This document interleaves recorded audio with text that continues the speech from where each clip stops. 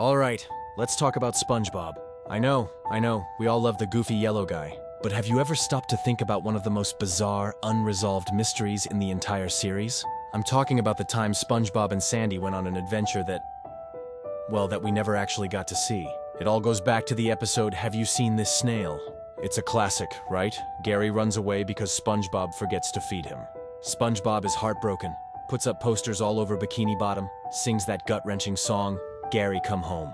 It's genuinely one of the saddest moments in cartoon history. We've all been there. Now, while SpongeBob is a complete emotional wreck, his best friend Sandy Cheeks shows up. Seeing him so distraught, she says, and I quote, "Don't you worry, SpongeBob. We'll find him. We'll start with a land and sea search." And then she suggests they check out the one place no one in Bikini Bottom ever dares to go. The seedy underbelly of the town, the dangerous, the notorious kelp forest. SpongeBob, in his despair, immediately agrees. Sandy, ever the prepared scientist, pulls out 2 wrist-mounted communication devices. She hands one to SpongeBob and says, "Here, take this walkie-talkie so we can stay in contact."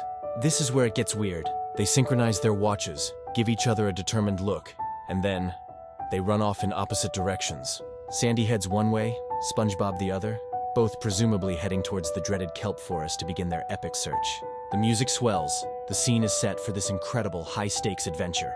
A squirrel in a diving suit and a sea sponge armed with nothing but sheer will, braving the darkest corners of their world to rescue a beloved pet. What dangers will they face? What strange, menacing creatures lurk in the shadows of the kelp forest? Will they have to fight off gangster-like fish or navigate treacherous, thorny terrain? And then, nothing. Literally nothing. The very next scene cuts back to Patrick, completely oblivious, trying to write his own song for Gary. We never see SpongeBob and Sandy in the kelp forest. We don't get a single shot of their search. No check-ins on their walkie-talkies. No, Sandy, I'm pinned down by sea urchins. Or, SpongeBob, I found a clue. It's like the writers set up this amazing B-plot, this action-packed side quest, and then just forgot about it. They just completely dropped the thread. We see SpongeBob again later, still moping at home, which implies their search was a total failure.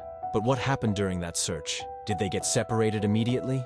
Did they find the kelp forest was just not that scary? Did they get into a fight and call the whole thing off? The show gives us 0 answers. For years, this has been one of those weird little cartoon plot holes that lives in my head rent-free. They built up this whole buddy cop mystery adventure vibe, gave them cool gadgets and sent them to a place that's been hyped up as super dangerous, only to completely abandon it. It's the SpongeBob and Sandy adventure we were promised, but never got. And honestly, I still want to see it.